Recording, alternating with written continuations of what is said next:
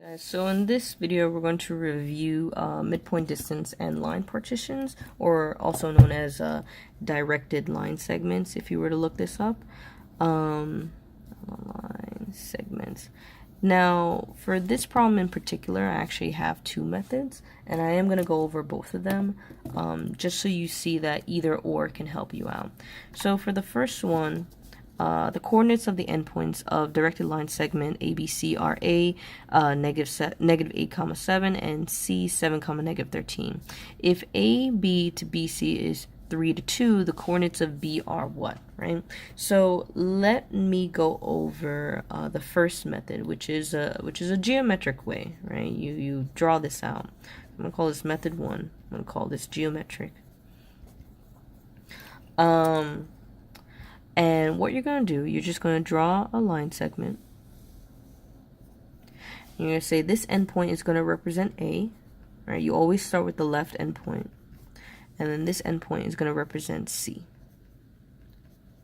And that there's some point in the middle that's going to represent B, but we'll definitely talk about that. Now, it says that AB to BC is broken up into a 3 to 2 ratio. So 3 to 2, they represent our parts of this line segment. But I want to know the whole. I want to know how many parts in total we have. Well, in order to know the whole, you would just add each part. And that'll give us 5. So that means that this line segment is broken up into 5 parts. So 1, 2, 3, 4, 5. Okay, good. And this ratio also indicates that 3 of the parts are segmented one way and the other 2 are segmented the other way. That means whatever point we're looking at would be somewhere right here where the first part is 3, 1, 2, 3, and the second part is 2, 1, 2. So this is where our point B is. This is our goal, right? Now we need to figure out how to get here. Like how much space is between each of these increments. So let's first find the distance between the x's and the y's. So I'm going to represent the top as the x's and the bottom as the y's. Now, how do I know the distance between negative 8 and 7? Well, I can just subtract. So I can use my change in x.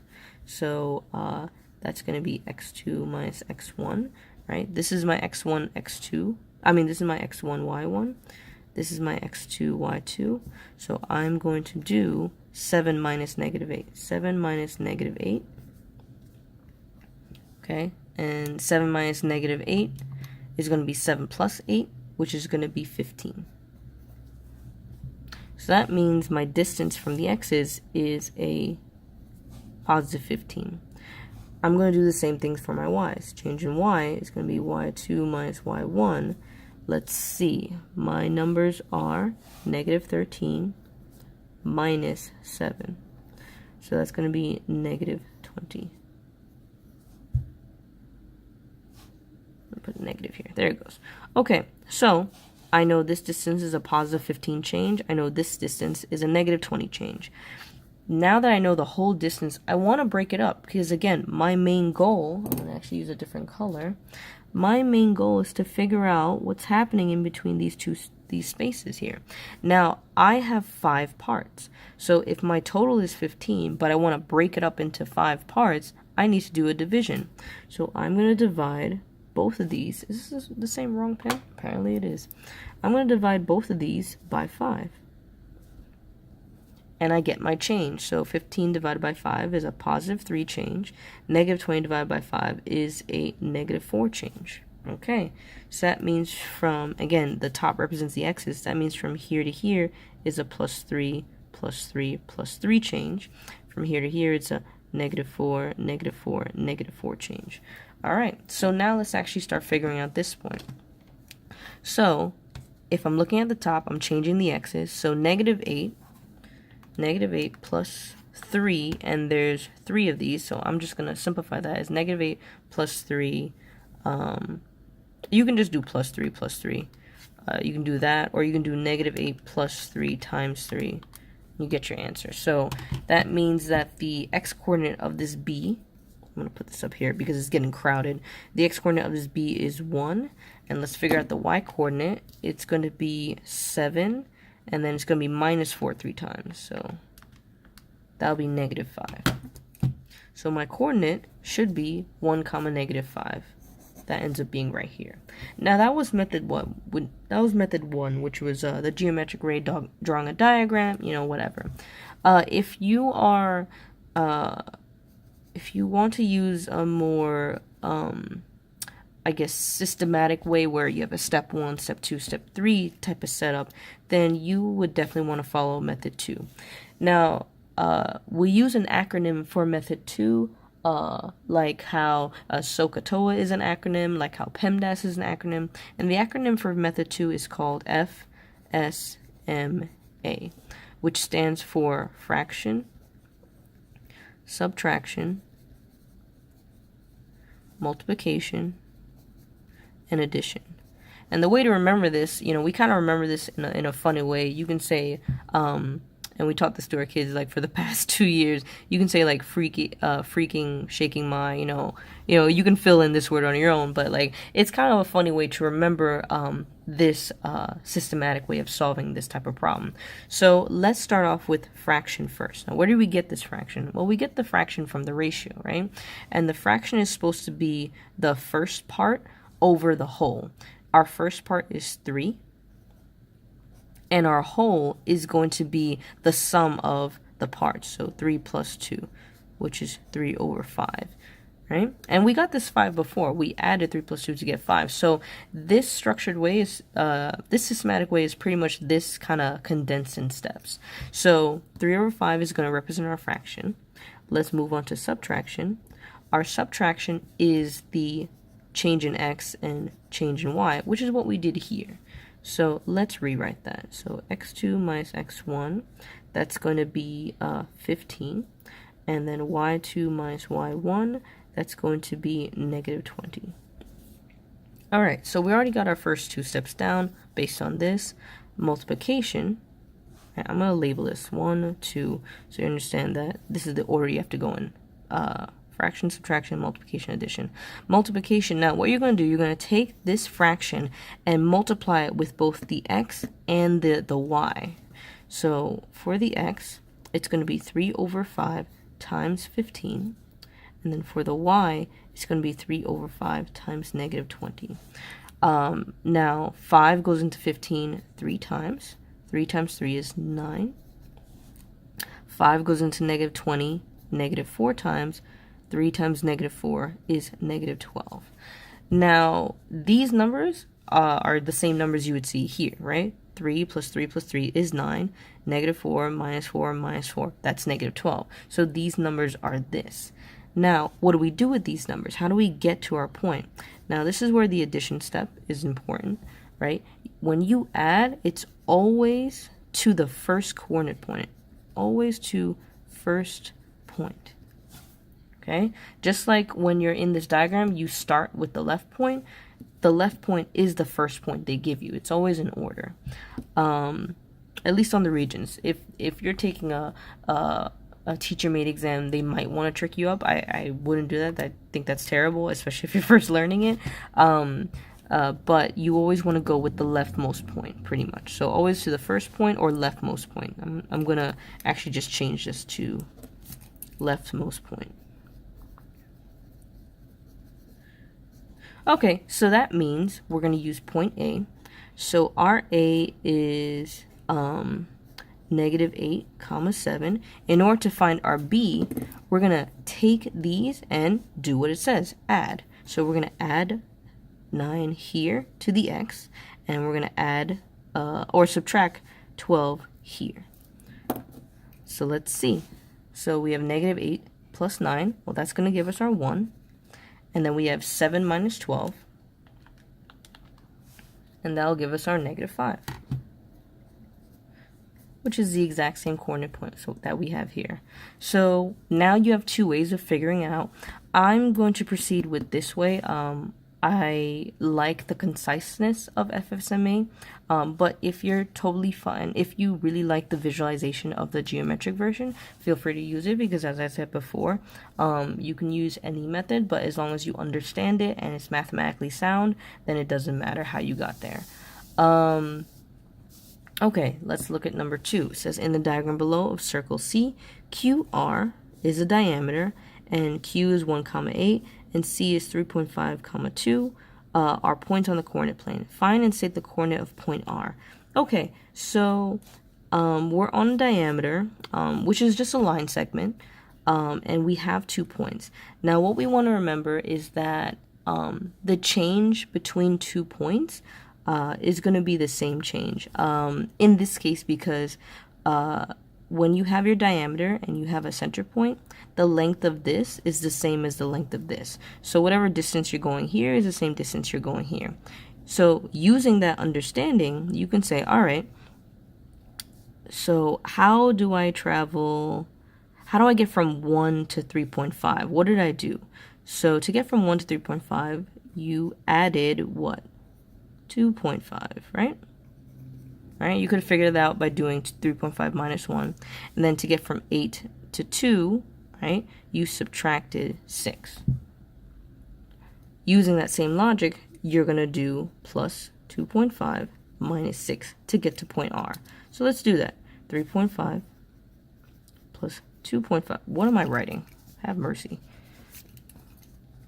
3.5 plus 2.5, right? That's going to be 6. And that's our x.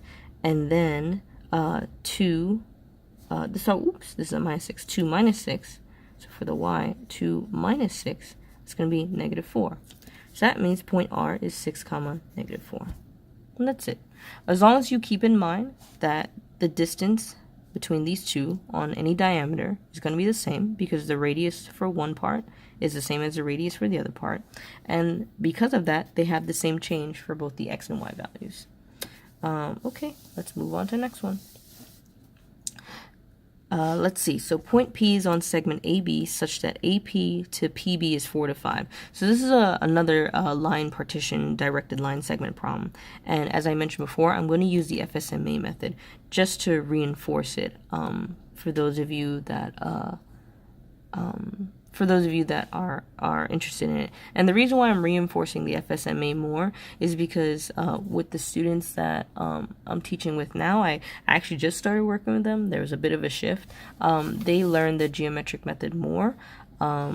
So most of them are already familiar with it. But again, if you're stuck with these types of problems and the geometric method for some reason is causing you issues, you have this other method. So I'm going to re-emphasize this method.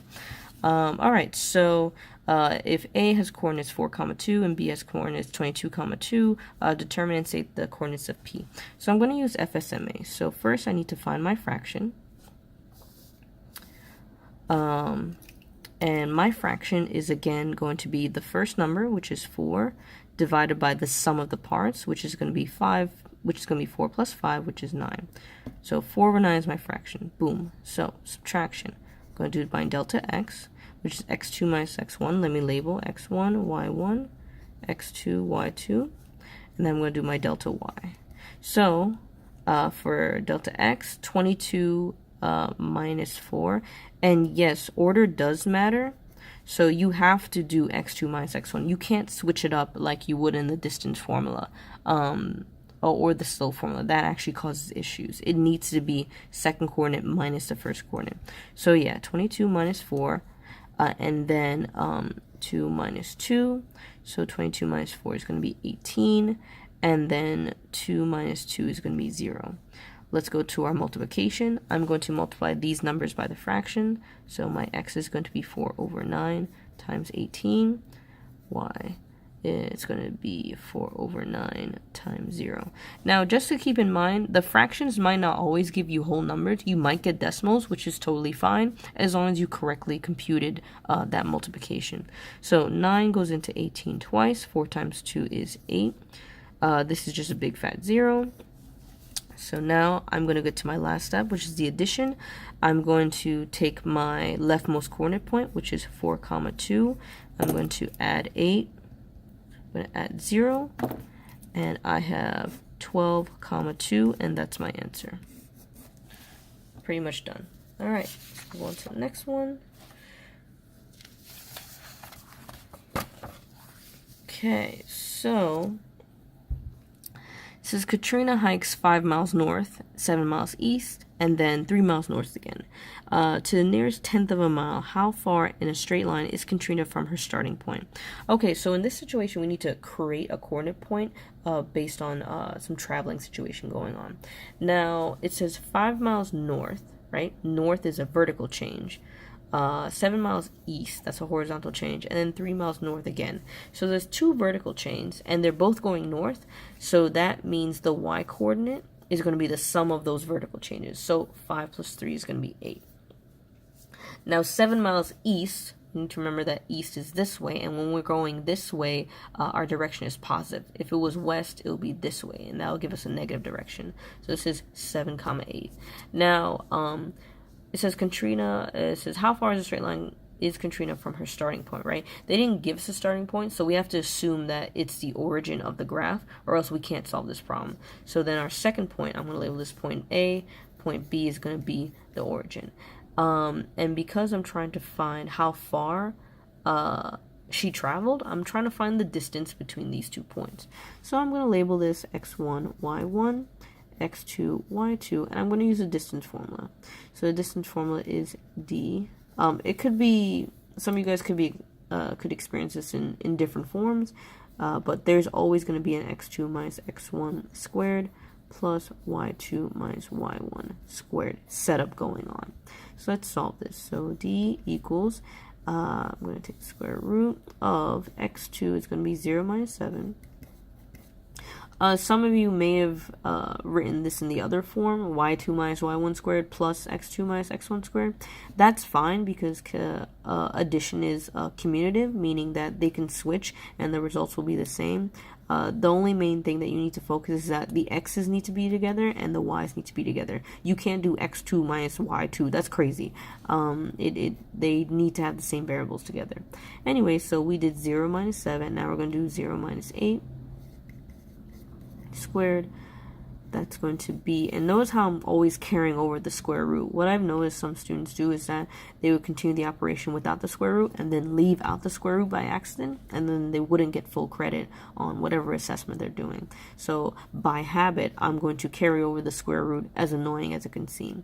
So I have negative 7 squared plus negative 8 squared, and these intermediate steps that I'm doing here, you don't really need to do. I'm just working everything out for you guys to see, but like at this point I would have just plugged into the calculator because I know I need my final answer as a decimal, so I know I don't need to reduce the radical or anything.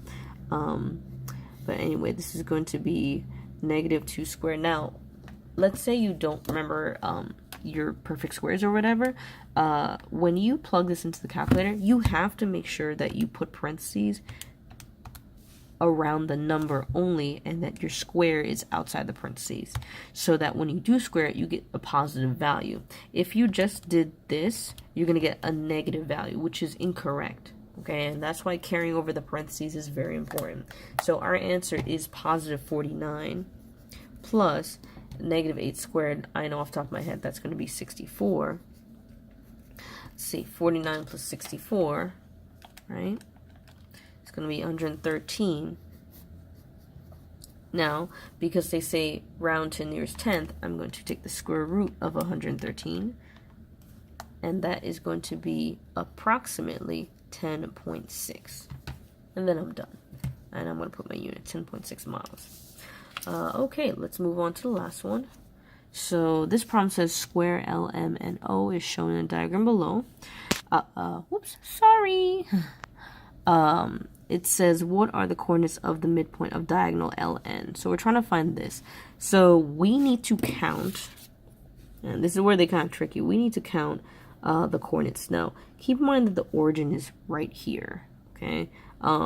You may think the origin is here or something, but visually they try and throw you off. And this is something I don't like because sometimes, you know, as a student who has visual problems of her own, you know, when they purposely draw diagrams to visually throw you off, you're automatically at a disadvantage, and you have to fight against something that you struggle with. So, you know, it's whatever, you know, the difficult things come our way all the time, and you just got to get through it. So anyway, this is the origin. So you need to count 1, 2, 3, 4, 5, 6. So my coordinate is going to be -6. For L, I'm going to write it right here. -6, and I'm going up 1. And then for N, it's going to be 1, 2, 3, 4, 5, 6, 7, 8. It's going to be 1 over for my X and 8 for my Y. All right, now that I have my coordinates, I'm going to find the midpoint. I'm going to write the midpoint formula too. So midpoint formula is x2 plus x1 over 2. And the way you remember these formulas, you have to practice. There's no way you're going to remember all these formulas that you're shown throughout mathematics if you don't practice them. You know, that's why you're given homework, or that's why you can go on free resources like Khan Academy or Akuta Software or the actual Regents website and practice. There's no way you can remember these unless you have like photographic memory. Then you're just blessed on that level. But yeah, practice makes perfect for a reason. I